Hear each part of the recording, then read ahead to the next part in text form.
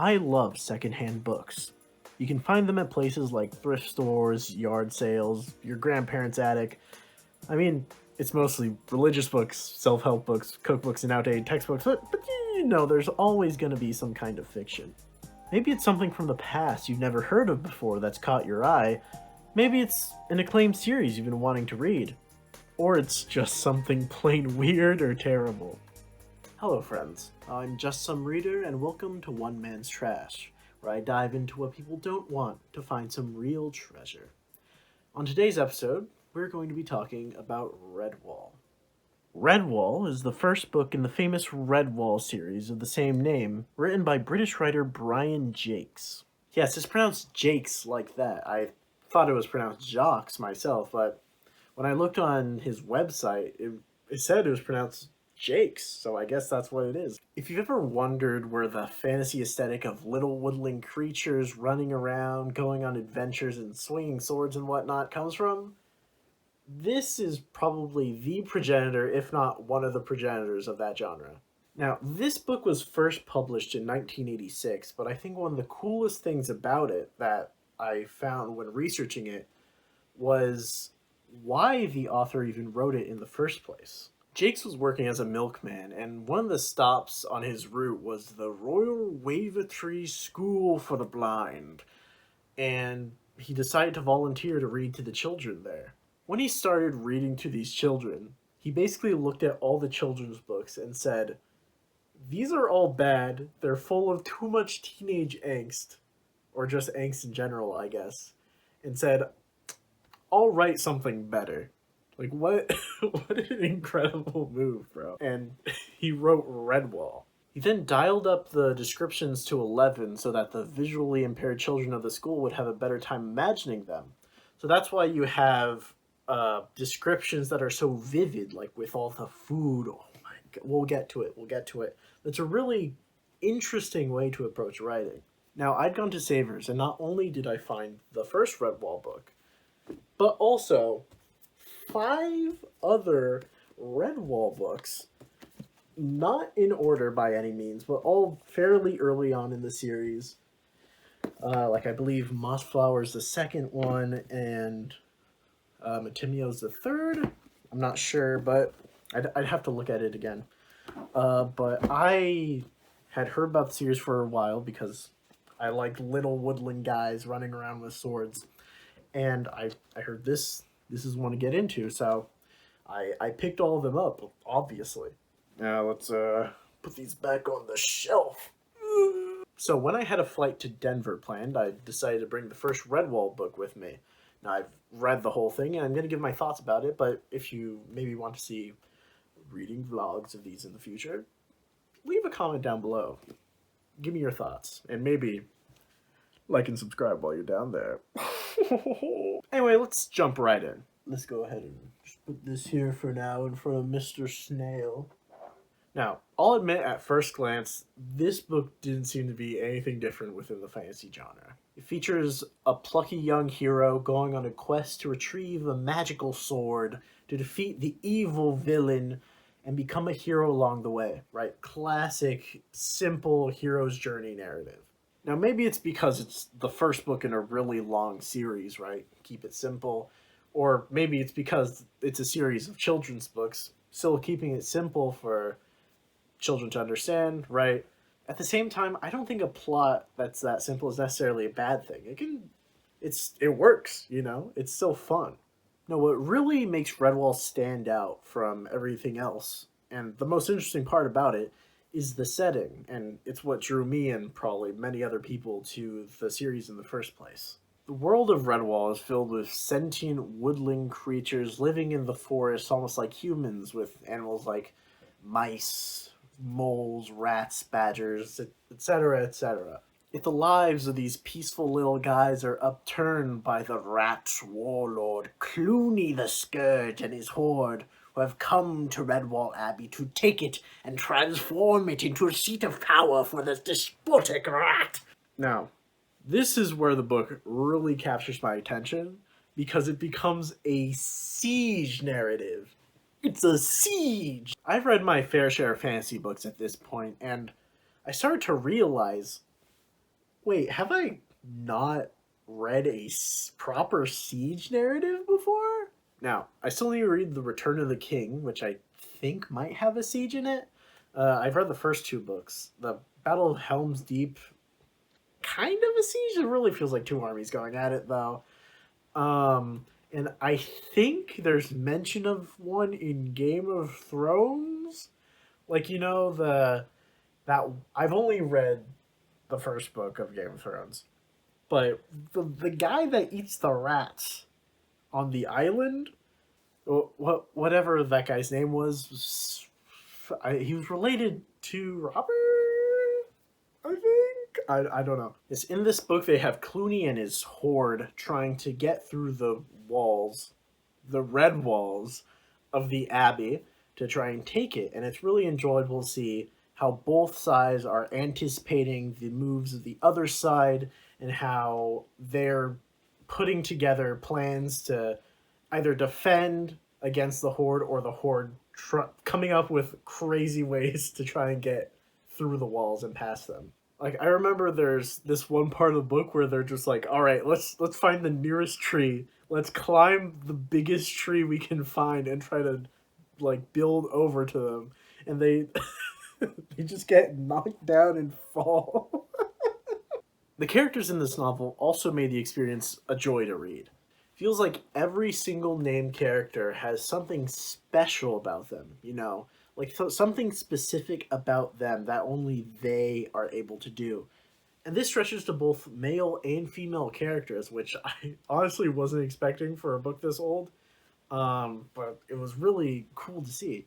Weirdly, this is a crazy comparison, but it almost reminds me of the anime Doctor Stone.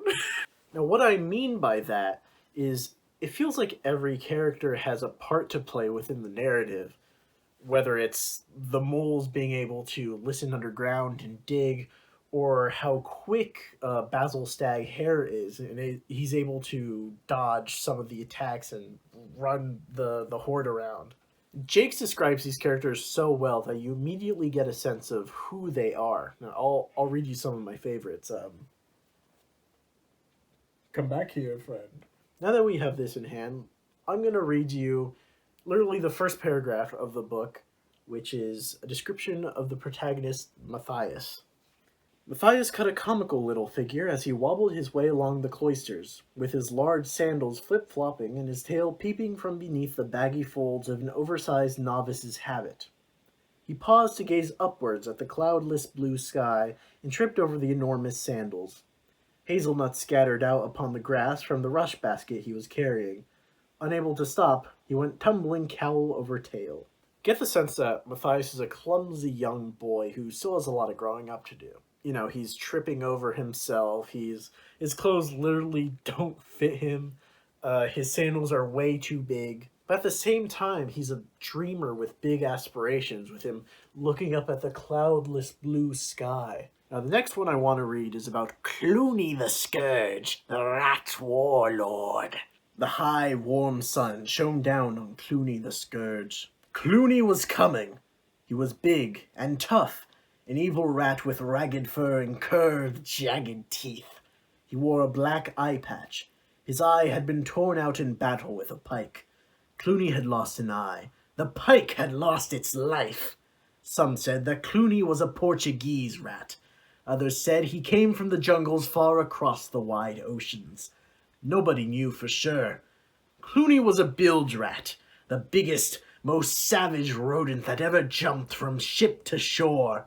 He was black, with gray and pink scars all over his huge, sleek body, from the tip of his wet nose up past his green and yellow-slitted eye, across both his mean, tattered ears, down the length of his heavy, vermin-ridden back, to the enormous whip-like tail which had earned him his title, Clooney the Scourge. Clooney is just so unabashedly evil, and I absolutely adore it. He's an imposing figure, both physically in his size and also the scars all across his body. Every scar is just proof of Clooney's cruelty and strength that demands you obey him lest you be hurt or worse. There's also my goat, Constance, who I need to be so for real. I need to clear this up. She is a badger. She is not a goat. This is a book about animals. She is not a. It was then that Constance did something that creatures would speak of in years to come. Exerting the full strength of a female badger, she lifted the massive cavern hole dining table. It was a huge, solid oaken thing that no dozen mice could even move. Dishes clattered and food spilled as Constance heaved the table above her head. Her voice was a roar. "Get out, rats! Leave this abbey!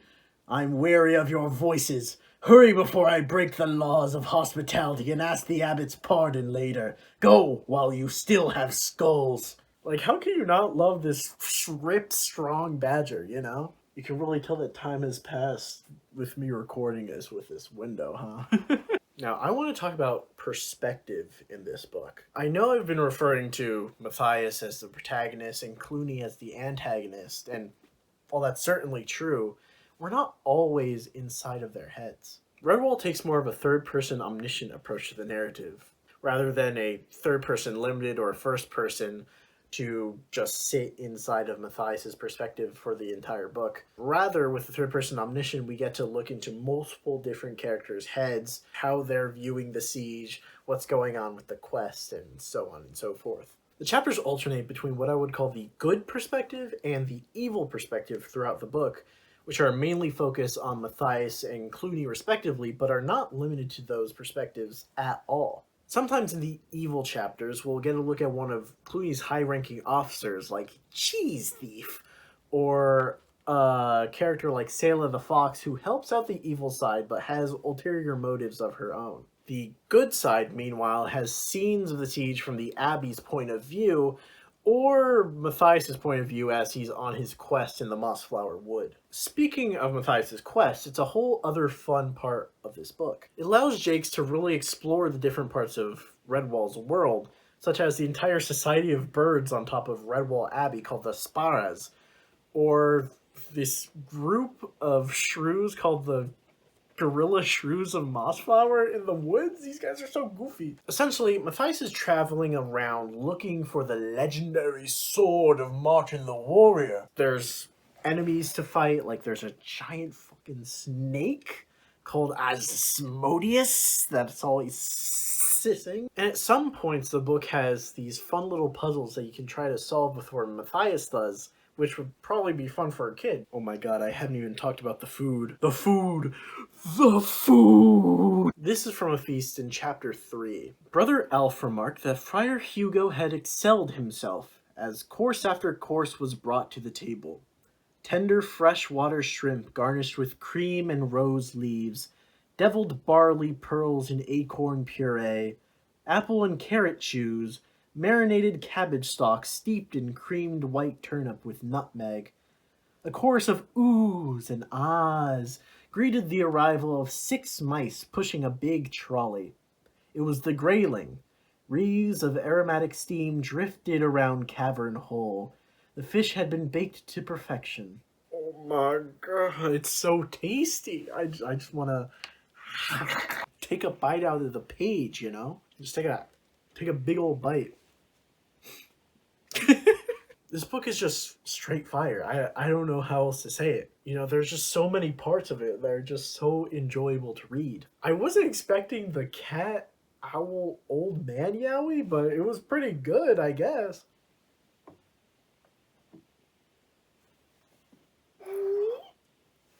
Alright, one thing that did surprise me about this book is how brutal it can be sometimes. Like, damn, these rats are drowning in boiling water, get set ablaze in like a siege tower, and all sorts of other things. And this is a children's novel?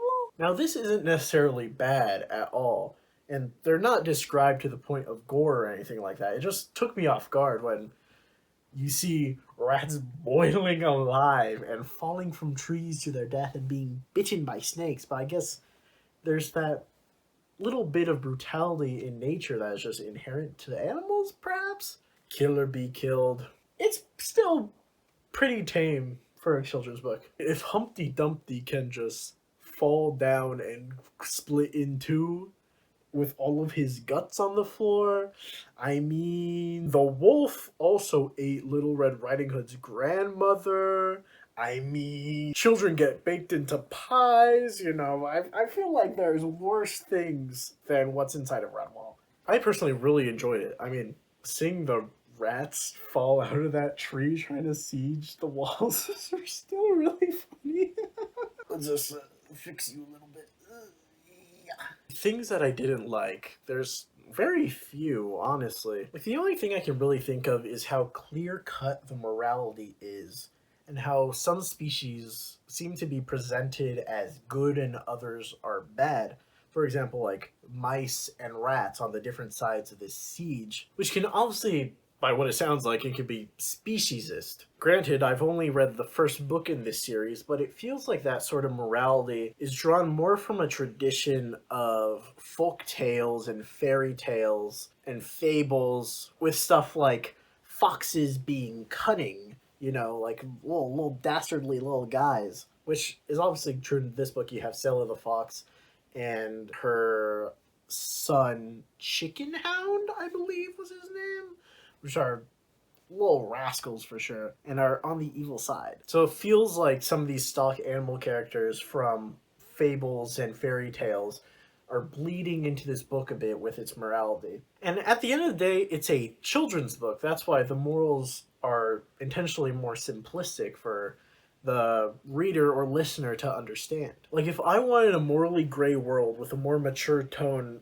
I'd just read A Song of Ice and Fire. But you know, maybe later books in Redwall innovate this. I'm not sure. Maybe there are like good characters. There's some evil mice, or there are some good rats or ferrets. You know, I just don't know. I've only read one book. All in all, however, I'm going to give Redwall 2 thumbs up. As a children's book, it's an easy read for anyone, but it still has enough substance with all the fun scenes within it that anyone of any age can really enjoy it. If you love the aesthetic of little woodland guys getting up to some shenanigans as much as I do, you're probably going to love Redwall and the series. I mean, it's the grandfather of that aesthetic, along with what, the Rats of Nim and Watership Down, I think, which are very different books from this book, especially Watership Down. I'd especially recommend it for children to read. I mean, I feel like if I read it as a child, I would have read the entire series by now. It could be a great bedtime story for your child or for yourself at midnight. Or if you're planning to volunteer at a library, like this man right here, the author. Yes, this is a picture of the author. It's on the back of this book. It'd be a great book to read to that child, you know, or group of children, I guess. It's a library. That's going to be it for today's episode of One Man's Trash. Be sure to leave a like and hit subscribe if you haven't already. If you have any ideas on what books I should look out for at the thrift stores, or what books I should read in general, be sure to leave a comment down below. I've got a lot of secondhand books to get into, and most of them are not as good as Redwall. Join me next time on One Man's Trash as we look at one of these novels, The Shattered Sylph by L.J. MacDonald, which, the quote on the front cover says, "It is a must for every fantasy library." I absolutely disagree. I'll see you there.